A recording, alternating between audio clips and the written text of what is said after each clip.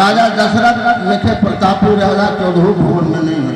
सोच उनके लिए मत करो, सोच उसके लिए करो। किसके लिए?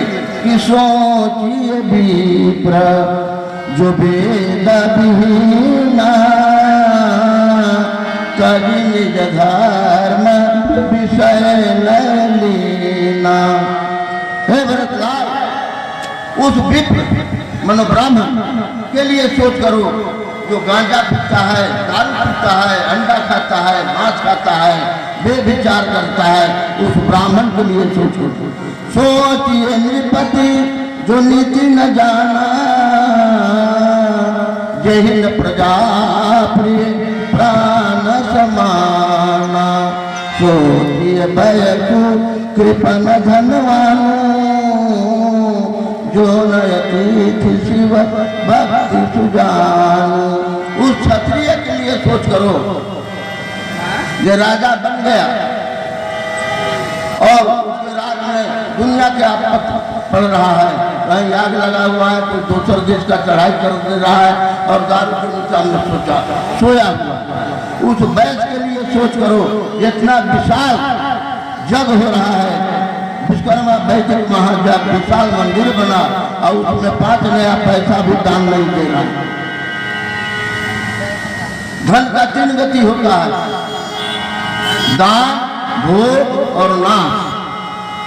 दान नहीं किया तो भोग भी अच्छा से नहीं करेगा, फिर नाश होना ही। भस्मात्रं शरीरम, शरीर को जला देने के बाद आपके साथ कुछ नहीं जाएगा, खाली यहाँ मुट्ठी बांध के आया है और मुट्ठी बांध के ही जाएगा। बहुत से समझाए, तब विचार हुआ कि भरतलाल कहो क्या किया जाए। कहीं महाराज हमको भगवान राम, लक्ष्मण और जानकी से दर्शन करा दिया। तो ऐसा बात है तो हम लोग तैयारी सवेरे करेंगे।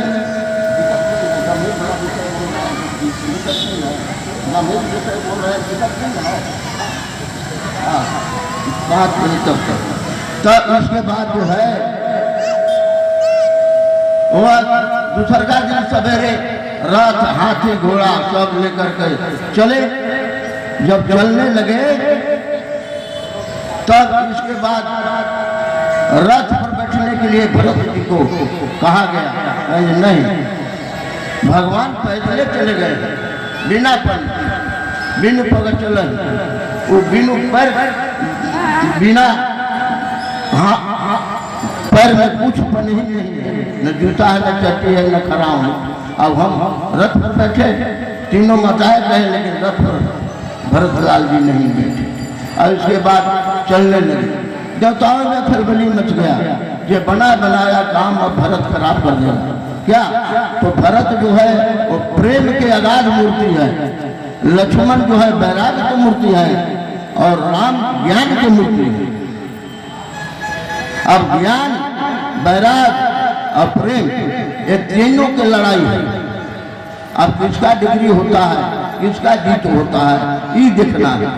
तब बृहस्पति के पास इंद्र भगवान गए, कहे ऐसा कोलाहल कर दीजिए, कड़ाके का धूप दीजिए, ओला वृष्टि बरसाइए, जो भरत इन्हीं रास्ते भटक जाए, नहीं जाने पाए। तब इसके बाद बृहस्पति कहे ये राम के हृदय में भरत है, भरत के हृदय में राम है। भरत सरीस को राम सनेही, जग जप राम, राम जप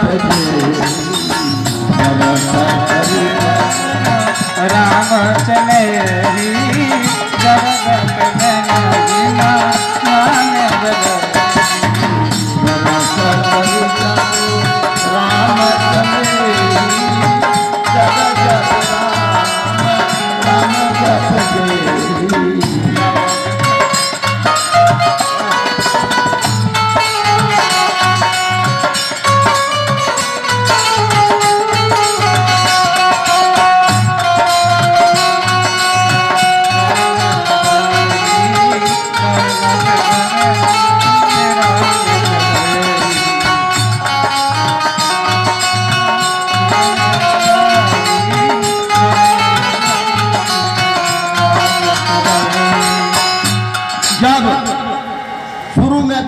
वशिष्ठ भरत को राज तिलक करने के लिए कहे तो भरत जी कह रहे हैं कि मैं तो पापी हूँ, हमारे चलते भगवान राम जंगल में भटक रहे हैं और हम राजगद्दी पर बैठेंगे, ये नहीं हो सकता है। राजा को धर्मात्मा होना चाहिए। लोग बड़े बड़े नेता भाषण देते हैं ना, राजनीति में धर्म को नहीं जोड़ना चाहिए। अगर राजनीति में धर्म नहीं होगा तो क्या खाक बचेगा? धर्म किसके अंदर में है वह राज चला सकता है। कहूँ साधु सब सुन पतियाहू, चाहिए धर्म शील नर नाहू, मोहि राज हति देव जबहि, रसा रसा तल जाई पबहि। हे गुरुवर, मुझको अगर राज देते हैं तो धरती पताल में चली जाएगी। इसलिए राजा को धर्मात्मा होना चाहिए। राजा भोज के नाम आप लोग सुने होंगे।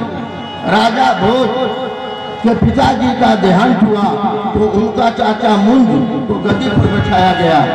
जब मुंज गद्दी पर बैठा तो 10 वर्ष की उम्र था वो घड़ी राजा भोज।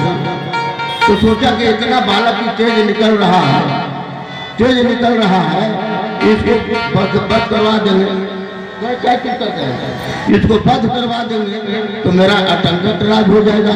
2 बधिर को बुलाया और 2 बधिर को बुला के कहा कि इस बालक को ले जाओ जंगल में, और जंगल में ले जाके इसको बंद करके और दोनों आंख निकाल कर राज दरबार के टेबुल पर रखो। जो महाराज राजा है कि रंग टेबुल, आप राजा बन गए। इसके पिता राजा थे, उनका देहांत हो गया। ये बालक है, अभी अबोध बालक है, 10 साल का बच्चा है, और आप ही इसके पिता तुल हैं, इसको बंद करवाने के लिए कह रहे हैं। कहीं नहीं, मेरा आदेश को पालन करते हैं। ठीक है, आदेश के पालन करते हैं, लेकिन आपको पाछे पछतावा होगा। और दोनों बालक राजा भूत था, उसको दोनों बधिक जंगल में ले गया। जब जंगल में ले गया, राजा भूत आता है, चाचा तुम लोग बताओ कि चाचा तुम लोग को क्या आदेश दिए हैं। अभी हम कथा बंद नहीं करेंगे, हल्ला मत करिए। तब इसके बाद जैसे कहा कि देखो तुमको बंद करके, इसके बाद दोनों आंख निकाल के राज दरबार के टेबुल पर रखना। कहेंगे ऐसा ही बात है, कोई हल्ला नहीं है, मैं प्रसन्न हूँ। तब वह क्या किया, ये अंगुली को दांत से काटा और उसके पास उजला चादर था, और उसमें अपना खून से वो शांति बना के सुनिए, इधर उधर बात लिखा चादर में जब अश्लोक लिखा और कहा कि मुझको मारेगा तो मारने के बाद मुंज को दे दीजिएगा हमारे चाचा को। कहेंगे भाई हम संस्कृत जानते नहीं है, तुम क्या लिखा है? तो लिखा था क्या, बड़ा बढ़िया सुंदर भाव लिखा था, मंदाता च महीपति प्रीत जोगी अलंकार भूतोगता से जुगे न महागधव विरजिता त्वासु दशास्यंतका अंतापि श्री पवित्र याता दीवं भूपते नेके नापि संगता वसुमती मुदित्वाया सती। हे राजन, मैं अरे ये सब कथा किसी कहने बैठते हैं, पढ़ के सुनाया। लिखा था, हे राजन आप बहुत सौभाग्यशाली हैं, हमको मरने के बाद आप अटलकट राज करिए और अमर हो जाइए। आज अमर कोई नहीं हुआ, मनधाता राजा भी नहीं हुआ, और इसके बाद जैसे कि भीमसेन गदाधारी भी नहीं है, अतः रावण भी नहीं है, राजा पुरुषोत्तम भी जो रावण पर विजय प्राप्त किया वो भी नहीं है। हो सकता है कि हमको मरवा देने के बाद अटंकट राज आप कर सकते हैं। सुना इन लोग कहा जरे तो बालक मारने लायक नहीं है, राज चलाने लायक यही है। तब वो एक महात्मा के कुटिया में उसको रख के और हिरण को मारा, और हिरण के आंख निकाल करके और टेबल पर रख दिया और चादर दिया जो खून से लिखा था। तो चादर में लिखा हुआ पढ़ के और वह छाती पर हाथ मारा। जब उसका बाप मर गया, हमारा भतीजा था, अबोध बालक था, और हम उसको मरवा दिए। रोने धोने लगा, ज्ञान का चक्षु खुल गया। कहा कि मैं कुल दीपक को नाश कर दिया। तो अगर उसको दुखी भी चलता होगा तो इसके बाद लाओ महाराज आपको आदेश के हम पालन किया, आदेश के पालन किया और हम में तो कोई गलती नहीं है, आप कहे बच कर दिया, आदेश के हम पालन किया है। तब इसके बाद जो है कि लाओ लाओ, अरे भाई आप वो कहा कि नहीं, अगर दुखी भी बढ़िया कैसा कहने लगे वो कहा नहीं, अगर दुखी भी चलता हो तो उसको लाओ। तो ऐसा कीजिए, दोनों को 10-10 गांव सोने के पात्र पर लिखिए और वो मुंज को 10-10 वो गांव सोने के पात्र पर पट्टा बनाना पड़ा जमीन पे और उसमें जाके कुटिया से, महात्मा के कुटिया से ला दिया। वहाँ राजा ला दिया। इसके बाद विवेक खो दिया राजा। जब विवेक मनुष्य खो देता है तो बुद्धि भ्रष्ट हो जाता है। अब भरत जी चलने लगे, देवताओं में खलबली मचा। तब इसके बाद वहाँ जो है जाते जाते भरतलाल जब जाने लगे तब देवताओं ने सोचा कि इनका काम बिगाड़े। नहीं, बृहस्पति जानते थे ये भरत राम के हृदय में है, राम इनके हृदय में है। अब चले गया, जाने लगे। बड़ा बढ़िया सुंदर बात। भरत चले चित्रकूट हो रामा, राम को मना भरत चले।